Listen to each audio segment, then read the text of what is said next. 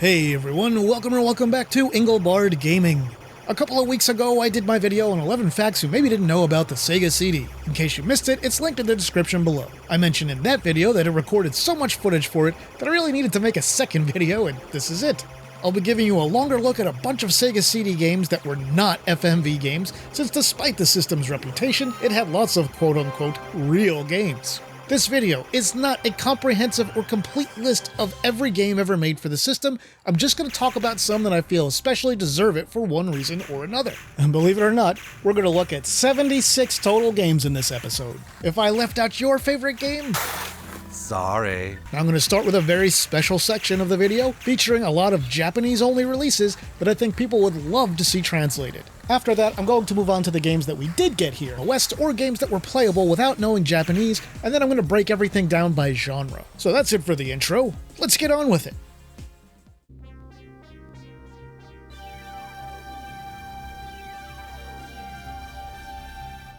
We begin our journey today by traveling to Japan to take a look at a bunch of games that we never got, and many of you maybe didn't even know existed. And I have to say, there are a lot of Japan-exclusive games that I wish we had gotten in the West during the system's lifetime. A few of these games had even been planned for release in the US during the system's lifetime, but those plans fell through for one reason or another. Mostly, it was probably because of the timing of the Saturn release, which came along in May of 1995. Now, I have the utmost respect for anyone working on fan translations of games. We've seen a ton of awesome translations by fans over the last 3 decades on platforms like the NES, SNES, Genesis, Game Gear, PC Engine, PlayStation, Dreamcast, PS2, Wii, and so much more. But we haven't really seen any Sega CD translations other than a few basic Phantasy Star 2 related text adventures. And there's so much more than that out there. Think of this as basically a for your consideration section for experienced or budding fan translators looking for an interesting project to tackle in a very underdeveloped market. So let's take a look at some traditional RPGs. We've got games like 3x3 Eyes, L-Shark, Fey Area, Burai, and Daiho Shinden. I'd love to tell you about all of these games, but frankly, I don't know enough Japanese to play them and fully enjoy them all the way through. I do know that none of them have an especially great reputation, but I don't care. I'd take any one of these. Maybe not Daiho Shinden, but we'll get to that one shortly. If I could wave a magic wand and magically translate any one of these games right now, it'd be Fey Area. It was a pretty early Mega CD release, but it's sort of the most traditional RPG in this list and the most polished. The fights are a little weird, as you can see, relying on cutscene style animation akin to what you'd see in a cartridge or floppy disk based game. Aside from the battles, the visuals are good with gorgeous tile work for the system. The Red Book audio soundtrack is great, and from the few hours I've put into this one, even with my rudimentary understanding of Japanese, it's been fun. I'd love to fully understand it and play it from start to finish. So fan translators, if you're looking for an interesting project, may I humbly suggest you take a look at Mega CD Fey Area. 3x3 Eyes is based on an old anime/manga series, and I only watched the anime back in the 90s because I'd heard of this game coming to Mega CD. Here's a quick peek. It's an established property, so maybe some people would take an interest in this one. I haven't spent a lot of time with it, but as with Fey Area, I'd love to see more and understand it better. What I can tell you is there's already been some weird quirky humor just in basically the first area of the game after you get past the demonic cutscenes. Next up, we have L-Shark, which I'll show you just a little bit of. The awesome channel Basement Brothers did a video on the Japanese computer versions of this game, and they also spoke a little bit about the Mega CD one as well. Now, this doesn't look too amazing for the platform, but I'd still really like to be able to play through it. The music is nice, the combat's pretty fast, the background graphics are okay once you get away from the towns, so this one, yeah, I'm interested. I'd love to see more of it. Another game we can look at here is Burai. It also had its origins on Japanese computers. Basement Brothers also took a look at the computer versions of this one, along with a quick peek of the Mega CD version towards the end of that video. So if you want to see a little bit more about this one, I definitely recommend checking them out. I'll put some links to their stuff in the description for relevant games here. And while I'd still like to see this one in English, I've got to say this one is much lower down on the list for me just because it's pretty ugly for a Mega CD game. Very primitive looking, doesn't come anywhere near to taking advantage of the system's capabilities. And then sort of bringing up the rear in this section is Daiho Shinden. Yeah, frankly, it looks bad and it sounds bad. It has some anime FMV cutscenes, but this doesn't seem like a game I'd personally enjoy much or really like to undertake. Maybe I'm wrong and it's actually good, but you guys can tell me that. Have any of you who fully read and understand Japanese played this one from start to finish? I'd love to hear about it in the comments if you have. And then I'm going to put a sort of honorable mention in this group. Let's take a look at Cosmic Fantasy Stories. Now, we did get Cosmic Fantasy 2 for the TurboGrafx CD here in the US, and it's too bad that Working Designs didn't also bring over this game, which includes the original Cosmic Fantasy as well as Cosmic Fantasy 2. It'll be interesting to see a fan translation today, especially since there have been recent official English translations released for all the games in the series on the PC Engine at this point. You can find them on the Nintendo eShop for the Switch. It'd still be nice to play the slightly different Mega CD games in English, though. Someone had been working on fan translations years ago, but they gave up when the English versions were announced for Switch. But anyway, that's enough bog-standard 2D RPGs. Let's look at some 3D and first-person RPGs. We'll begin with Isle Lord, which you may have seen mistranslated as Isle Road in the past. This game uses a lot of scaling on its 3D dungeon walls, but not its floors or ceilings. This one has a really unique look and is the kind of early but ambitious game for the platform that should have made it a natural choice for localization back when it was new. It mixes adventure game style elements with point-and-click exploration, along with a combat system that often features way too many enemies in each fight. I'd love to see this game in English. I mean, here is an RPG for the system that really pushed the limits and tried to do something that we hadn't seen before on consoles. And yet, we didn't get it because there's an awful lot of text in it, and the text even in the Japanese version here is very tiny. So even using tools like optical AI screen capture translations doesn't really help in my experience with this one, because it just misreads a lot of the characters. Next up, we've got Arcus 123, which actually has direct ties to Arcus Odyssey, a fantasy action title released in the US for the Genesis and also in Japan for the Mega Drive. There was also a Super Famicom version that was Japan only. This is one that was originally supposed to come to the US in 1993, according to multiple sources, but we never got it. Now this one is a little bit more like Shining in the Darkness than Eye of the Beholder. It's not super fantastic, as you can see here. It's kind of basic, but it's still alright, and I would still play through this one if I was able to understand it all. And did you know that there's a pretty well-regarded version of Shin Megami Tensei for the Mega CD that uses hardware scaling and everything? Out of all the games I'm talking about today, this is the one I'm most surprised doesn't already have a fan translation, considering the popularity of the series on multiple platforms. So here's a quick look at it. If any translators are interested, go ahead and knock yourselves out.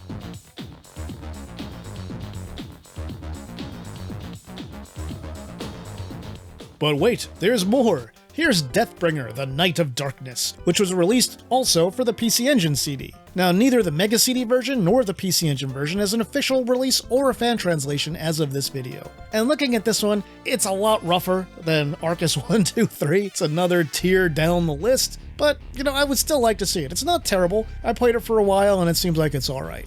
Let's jump over to strategy RPGs. This first one we're going to look at is the Mega CD version of the manga and anime classic Record of the Lodoss War. I loved the original series when it was new, and I even liked the slightly lesser follow-up Lodoss series that recompleted the back half of the original story as intended and also added another major plot. Most Lodoss games are traditional RPGs, so this one being a strategy RPG definitely makes it stand out. And if you like the series, you'll recognize a bunch of plot points, a bunch of characters, and more. Out of all the Japan-only strategy RPGs for the system, this is the one I'd like to see translated the most.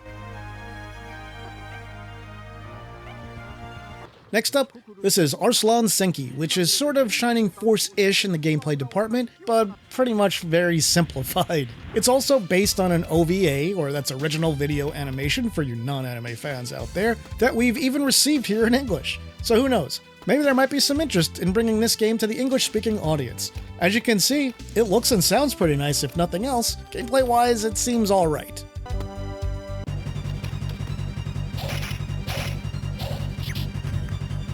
And here's another strategy game for the system, this time with a sci-fi bent, and that's Schwarzschild, or as you may have seen it called, Mega Schwarzschild. It says Mega Schwarzschild on the cover, but not in-game. This one was also available for the PC Engine. Neither one of the games for either platform has ever been translated into English officially or unofficially. And yes, the PC Engine one also has a sequel. Now with the lack of sci-fi strategy games on the system, it'd be really nice to see someone take this game on. Let's take a look at a few sort of off-kilter RPG games. First, we've got stuff like After Armageddon Gaiden, which was supposed to be the final Working Designs game ever released for the Sega CD in the US, but it ended up being scrapped by Working Designs, likely because the 32-bit era had already arrived at the point they were just getting ready to work on it. Now, as a game itself, doesn't seem super great so far. Basement Brothers covered this one a little bit when they looked at Last Armageddon for computers, so if you want a little bit more info, you can check it out there. I'd still love to see it though.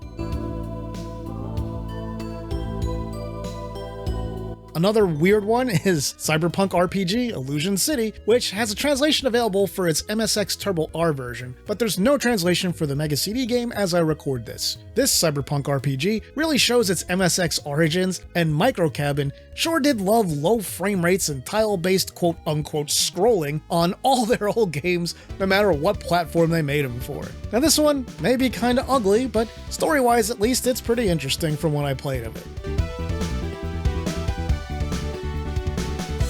Another cyberpunk-style adventure game is the Mega CD version of Shadowrun, which is totally different from either the Genesis/Mega Drive or SNES cartridge versions of Shadowrun. Now I have no idea if this game is any good or not, but it's another property people know and love, with many modern releases in the series as well. So this is sure to be at least a niche audience crowd pleaser if nothing else. And let's not forget about Woodstock Funky Horror Band. It's another kind of weird RPG, and I remember some very early rumblings of a possible US release for this one, but that's all they were, rumblings. If you see this one in action, it looks very 8-bit. This does not look like something that was ever intended to be on a 16-bit platform. But still, it's got kind of a unique take on some things, and it's kind of fun, and it's a little amusing at parts, so sure, why not? I'd play through this in English if I had the chance. Let's wrap up this section of the video by taking a look at a few graphical adventures/visual novel style games. Some of them look pretty interesting and I would love to play these in English. We'll kick off this section with Detonator Organ, which is based on an old 3-episode OVA series. It looks pretty good and I dig a nice graphic adventure every now and then. I'd love to understand what's going on in this game. Never seen the anime, so I was kind of at a loss here.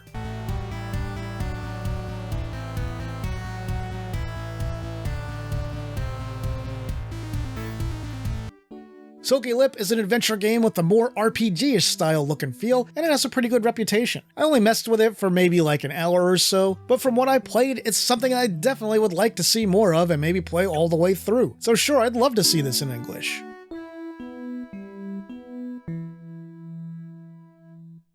Another game from the same publisher is A-Rank Thunder, and this one seems super weird from what I played. It's much more adult in theme and features sort of a sci-fi horror vibe. But let's put that aside to look at another cutesy-wootsy adventure game with a good reputation, and that's Yumimi Mix, developed by none other than Game Arts, who had graced the system with Lunar, Lunar 2, and Sylphid. This one has a lot of full-screen cutscene-style graphics with a surprising amount of animation in them. I've only played it for a few minutes just to get a look at it, but visually, for games of this type, it's probably the most impressive one on the system overall. Alright, so that's enough for this section of the video. Again, I want to stress I appreciate everything that every fan translator does and all the long hours and hard work they put into their projects. I'm just hoping to inspire a few people to maybe consider a few games I've discussed in this section of the video that maybe they'd never seen or heard of before. But now that we've done that, let's move on to Sega CD games that we either did get or that were at least playable without knowing Japanese to completely get rid of that myth that Sega CD was nothing but FMV games.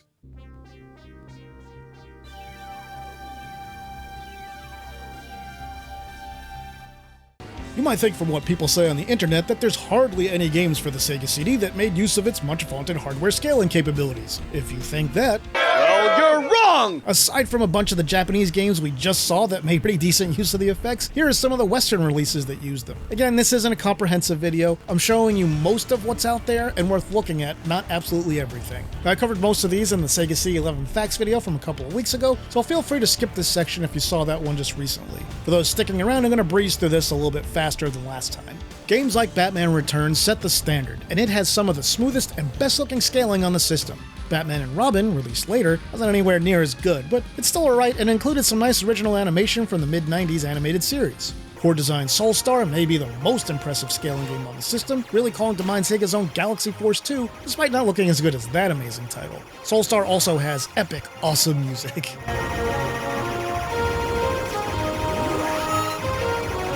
Soulstar was done by Core Design, who also put out Thunderstrike, known in Japan and Europe as Thunderhawk, a helicopter action game that had great reputation when it was new. Another big scaling release from Core was the mech action game Battle Core. Rounding out Core stuff is BC Racers, which frankly isn't very good. The graphics are rough and the gameplay and music are just so-so. There's actually one scaling arcade port, and that's Taito's Night Striker, and it plays and sounds just fine, but it looks kinda rough. It's very chunky and the frame rate is low. Stuff like this is probably why we didn't see Sega attempt to port their own superscaler arcade games to the Sega CD. A few other full or mostly scaling games for the system include Wing Commander, another mech game in RDF, and F1 World Championship. I'm not going to show them here, but several games have bonus rounds or special levels with scaling, like Sonic CD, Cliffhanger, and Three Ninjas Kickback. Alrighty, let's move on.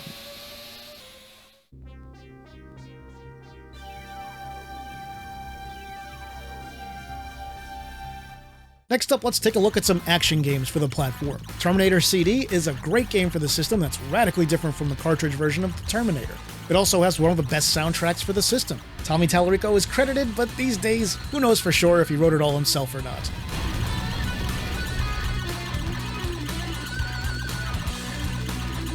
Cyborg 009 is a Japan-only action game based on the anime/manga and is kind of criminally overlooked for the platform. It's an interesting and different kind of action game that has the soul of a shoot-'em up and is absolutely worth playing.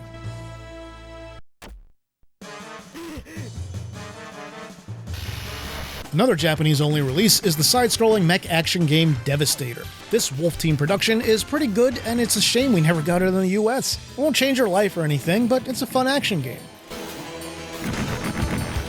Spider-Man was another cartridge-to-CD release. The basic story is the same between the two versions, but the game adds must-see weird animated cutscenes, more animation to the in-game graphics, faster gameplay, an open gameplay structure with way more levels than the Genesis game, hidden collectibles, it ditches the cartridge version's camera mechanics, it has a great Red Book Audio soundtrack, and it even has an extra ending not in the cartridge version.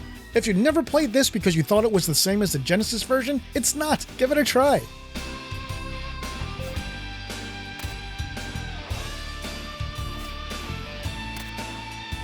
Next up, we have Echo the Dolphin. Again, this has more levels than the Genesis version, checkpoints, and has a fantastic Q-Sound Red Book Audio soundtrack. The sequel, Echo the Tides of Time, has a great new Red Book soundtrack as well, and this time even has some CG cutscenes. But otherwise, it's more of a straight-up cartridge dump onto the CD format than the first game was. Not too long ago, I covered Out of This World and Heart of the Alien, which I discussed in a video about sequels. And Out of This World is noticeably superior to the Genesis cartridge version with larger and faster graphics. Heart of the Alien is an entire new game, and though it isn't well loved, I still think it's an interesting playthrough if you love the original, and I actually like this one, despite a lot of people hating it. Flashback on Sega CD replaces a lot of the rotoscoped polygonal close-ups with CG, a harbinger of things to come in games for the next few years, but thankfully it was a trend that died out. See why by playing Sega CD Flashback.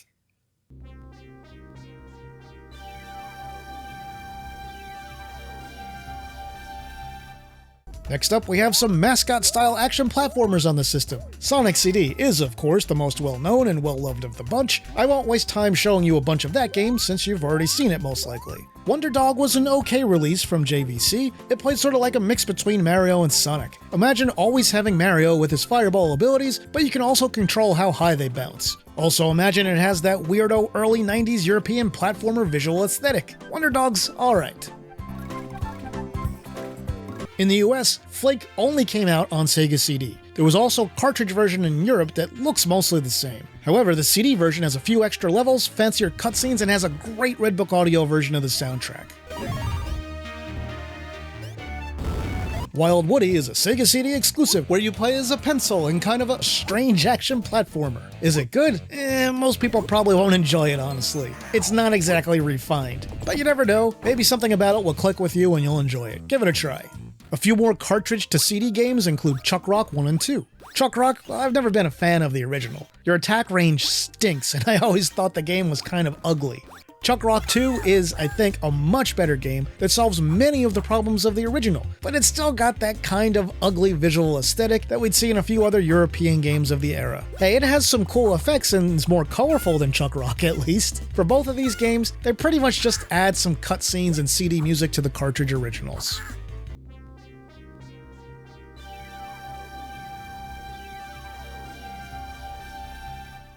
Let's move on to shooters, or shmups. For me, this is one of the most disappointing genres of the system. I wish there were way more of them. Why did the Sega CD have so few shooters? Well, the genre had kind of been dying right around the time that the platform was released. Now, shooters never fully went away, but they went from being probably the top genre in the early 16-bit era to being an afterthought behind fighting games and RPGs, which were finally beginning to build up some steam.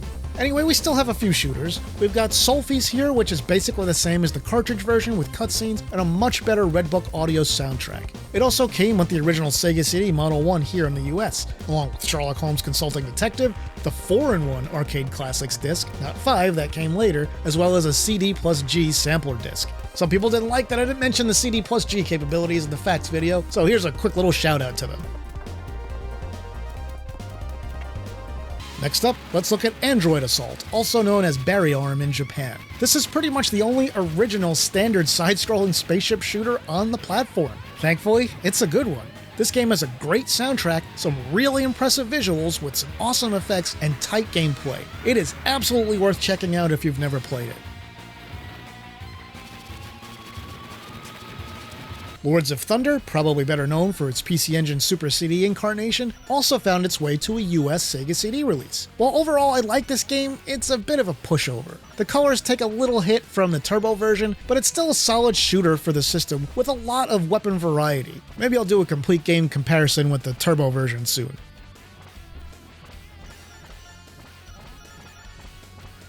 In the last video about Sega CD, I told you my sad KO flying squadron tale, and I showed you about 3 minutes of footage in that last video, so we're just going to move on quickly from that one. It's a fun little cutesy side-scrolling shoot-'em-up. Next up, we have Robo Alesta. I have to say, I was amped up for this one before it came out because I loved Musha on the Genesis and thought this would be just as awesome, but with an even more awesome Metal CD soundtrack with Red Book audio. Sadly, the game is just okay, and the music is not metal at all, occupying a bit of a weird place genre-wise. Now, where Robo Alesta really falls a bit flat is in the gameplay department. It is not as tightly designed as Musha or prior Alesta games like the Power Strike titles. It's still not bad. It's a decent game. The problem is I was expecting a great one, and it's just not that. It's still worth playing though, so if you never gave it a try, you should. It's a decent overhead shooter. Lastly, in this section, let's have another look at Sylpheed. Now, some of you thought this should have been counted as an FMV game. I say absolutely not, for two main reasons. First, you can move your ship around freely anywhere in the play area, and your ship and the enemies are all sprites. Aside from that, many of the backgrounds have actual collision detection on them, so you can crash into asteroids or scenery, or hit giant laser blasts and take damage. In my opinion, this is a pure tilted view overhead shooter. And video backgrounds or not, it looks and plays very well. It also makes extensive use of the PCM chip to produce a lot of its music channels.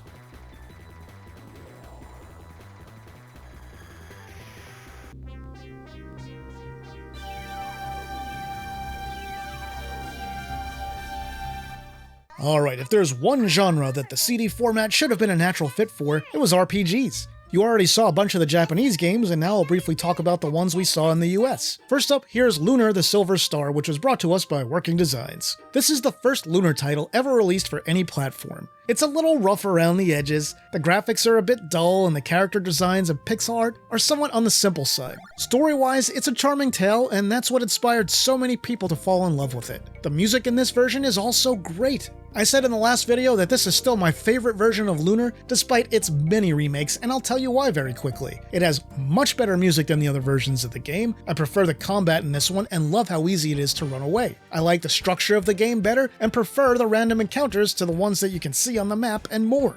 Also, you know, I'm gonna do my next retrospective series, like I did for Shining Force, on the Lunar games, hopefully starting by the end of the summer or maybe early fall.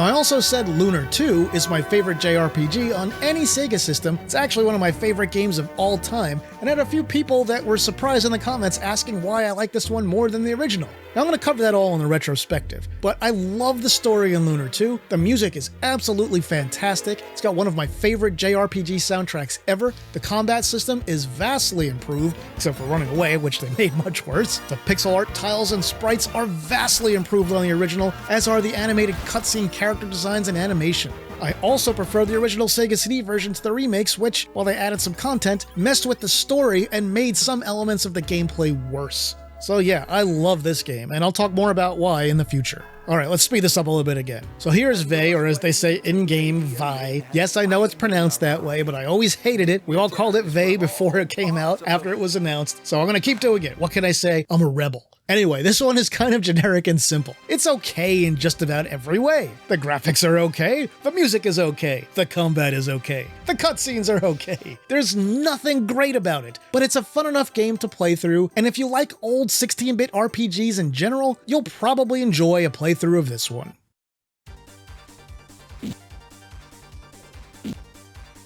And here's a little bit more of Eye of the Beholder, which I showed you some of last time. This game is awesome, especially this version of it. I like some dungeon crawlers, but not most. In this one, we get an awesome Red Book Yuzo Koshiro soundtrack and fantastic 6-button controller support, which a few of you didn't even realize it had. So instead of having to move the on-screen pointer to the arrows you see on the left side of the screen there, which you would normally press to move and turn, you can hold down buttons on the 6-button controller. I forget which does which, but if you hold one button down, you can move forward, backward, left, or right without having to use the pointer at all, and if you hold one of the other buttons, you can turn left and right. So you have complete freedom of movement without ever having to use the on-screen pointer. And it makes playing this game so much easier. Now, aside from that, this one also supports the system's mouse, so if you'd rather play it like an old-school computer game, you can also do that.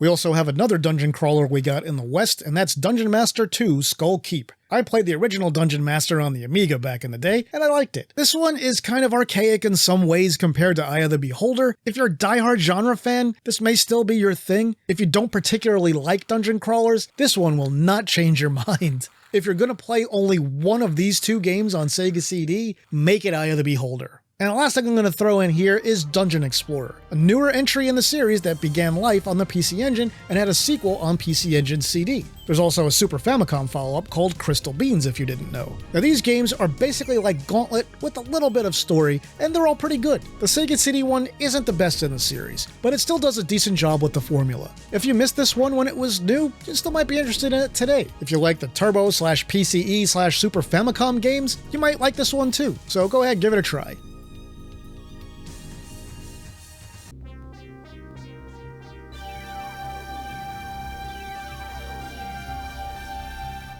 Next up, let's see what strategy RPGs we got in the West. Let's start with Shining Force CD, which I did an entire retrospective on that'll be linked in the description. It's essentially an enhanced version of the first two Game Gear Shining Force titles, along with a new short third chapter that is exclusive to this game, and a single battle fourth chapter that is also exclusive to this game. It has fantastic graphics and music, but if you love the other Shining Force titles that came before it, you might not like that this one gets rid of town exploration. Still a very good game though.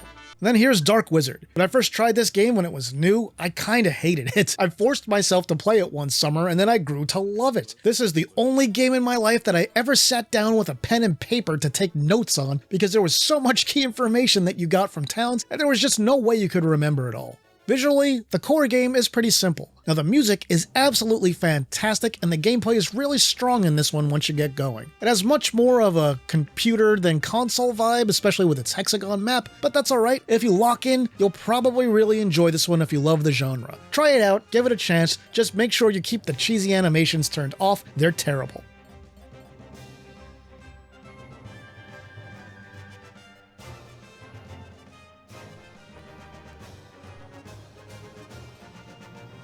Dune is a different kind of game that's really more of an adventure and resource management title. It didn't really fit anywhere else in the video, so I'm showing it here. This is another one that I first played on the Amiga back in the day. If you ever wanted to take control of Paul Atreides and wander around Arrakis securing still suits, spice, and troops, well, you'll dig this one probably. It's not a pure strategy game like its beloved sequel, but it's still an interesting adventure if you're really into the source material.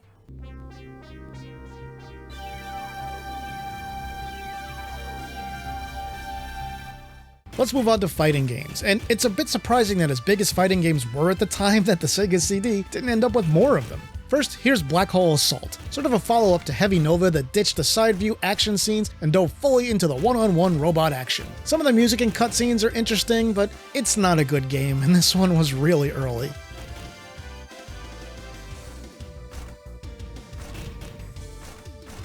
Mortal Kombat CD basically takes the Genesis version, adds a load of animation that was cut from that one along with voices, throws in the arcade music, though it plays in the wrong order, they touched up Goro's lair a bit, and cleaned up the presentation and even added the Mortal Kombat commercial from back then. It's a decent and nice improvement to the Genesis game, but loading times aren't great and the Shang Tsung morphing issue definitely hurts it. Samurai Showdown is a solid version of that Neo Geo classic, and I showed a complete comparison of both this and the Neo Geo version in a prior video which is linked below. It's also nice to be able to play this with a 6-button controller and not have to press buttons together to get strong attacks. It's missing Earthquake, but other than that, it's very solid. Speaking of Neo Geo console ports, we've also got Fatal Fury Special, and that's not as good a port as Samurai Showdown. It just feels a little bit more sloppy. The graphics are okay, but could have been better. The sound is also just kind of okay. The gameplay is where I feel this one falls down the most, and there are worse games, but this could have been better, it just lacks refinement.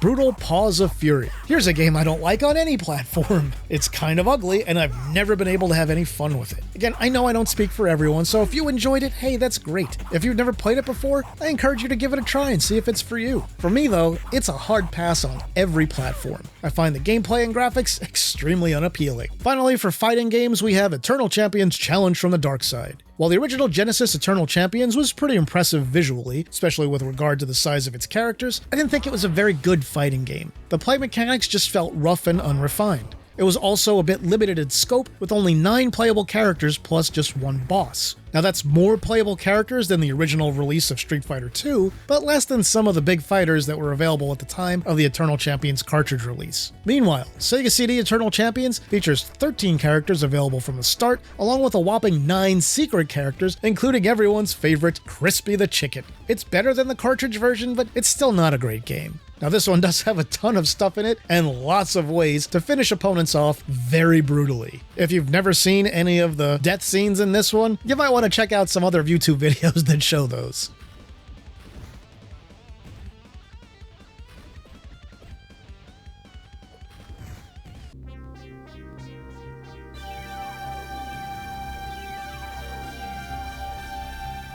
Let's move on to scrolling beat-em-ups. There's not a lot of scrolling beat-em-ups out there on the Sega CD, but what it lacks in quantity, it makes up for with the best Western conversion we've got of Final Fight for many years to come. Yeah, it's dithered like mad, and don't start with me about you didn't see it on a CRT, because unless your CRT was bad, you absolutely did see dithering. Let's stop perpetuating that myth. Now, I played my games on composite Commodore monitors along with a few small TVs, and even a 13-inch relatively cheap TV. And even on that one, you could still easily see the dithering. Now, it's okay to like those CRT images better than LCD or LED or OLED, but let's not make more out of them than they were. For those saying things look like they blended better, it's because of the unintentional color bleed that made the images softer and blurrier. That's my rant on CRTs. Let's move on to Sengoku, which is a Japanese-only release and a port of a so-so Neo Geo title. Now it's a decent port considering the hardware differences between the systems, but the reduced colors and cut animation, frames, and loading times are all pretty apparent. It's also only one player for some reason,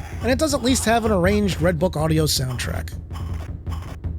Next up, here's Aneto Futatabi. I talked about this one a smidge in the last episode. This is the third and final game in the Ernest Evans / El Viento series, and it stepped away from the side-scrolling action genre to become a side-scrolling beat-em-up. The gameplay is pretty awful, honestly. At first, this one seems like its difficulty is impossible, but then it shifts and becomes incredibly easy once you figure out which of your very limited moves work on which of your very limited enemies. If you like the series, you might enjoy it a bit more, but it isn't good. It does have nice cutscenes, though. Finally, here's Ultraverse Prime. Some people don't seem to realize that this was an official release, but it was. It came out in 1994 and was typically found in a 2-pack with FMV shooter Microcosm. How was it? It looks and sounds okay, but it's also not great. The aesthetic is a little outdated, but there's some nice parallax and animated tiles here and there. You also get to fly in part of the game too, and occasionally you get to pick up some pretty huge stuff. But the gameplay in this one is average at best.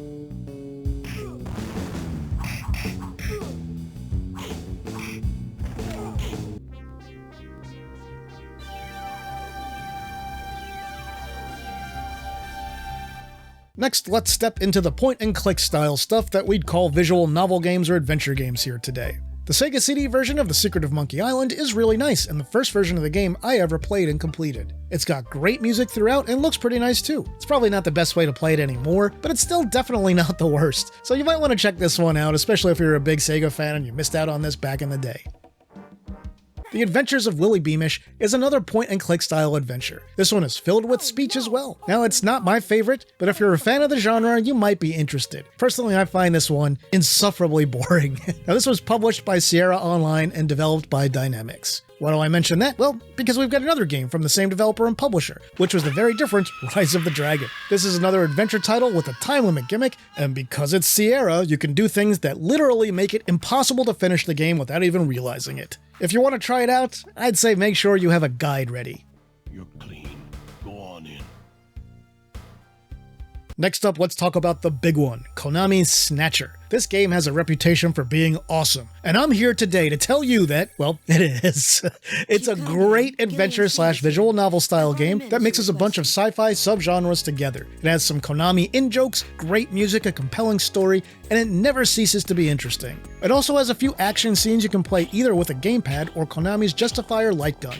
Now, I will add that this was the only official English translation of Snatcher, and it was one of the must-have or at least must-play games for the system. If you've never tried Snatcher, hey, what are you waiting for? It's out there, go acquire it and give it a try. Yes, sir. We'll end this section with the Space Adventure. Like Snatcher, this title was also released for the PC Engine CD, and like Snatcher, the Sega CD is the only English version we ever got, official or otherwise. This game was critically panned back when it was new, and I felt like that was completely unfair. I mean, it got absolutely terrible reviews in some places. I was surprised when I bought the game cheap and found that I liked it a lot. It's definitely not as good as Snatcher, but if you like adventure games like this, or even just anime in general, you'll probably dig this one. I say absolutely give this one a chance if you've never played it.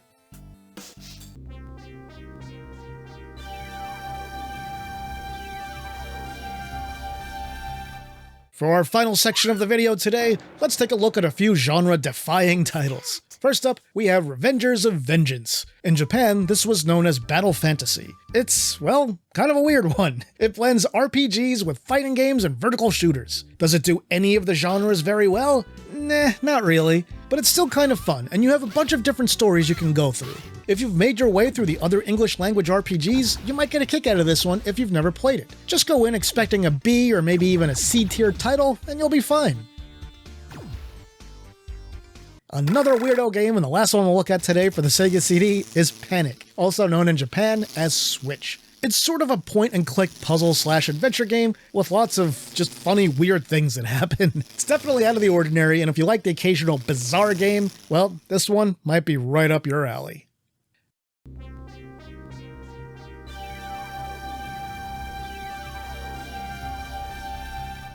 Alright, and I could go on, folks, but I'm going to end it here.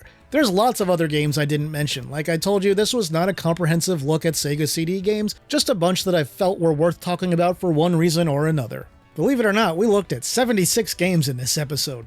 That's a lot, and putting this together was a lot of work, so I hope you guys enjoyed it. So tell me, what were some of your favorites for the system? What were games you wish I had covered here but didn't? Tell me all about it in the comments. And that'll do it for this video, my retro gaming friends. If you enjoyed it, please like it and share it online somewhere. If you haven't yet, please subscribe to the channel and hit the notification bell so you won't ever miss any of my videos. If you want to support the work that I do here, you can do that on Patreon, Ko-fi, or right here on YouTube through things like Super Thanks or channel memberships. With that, I'll say thanks for watching, and see me later.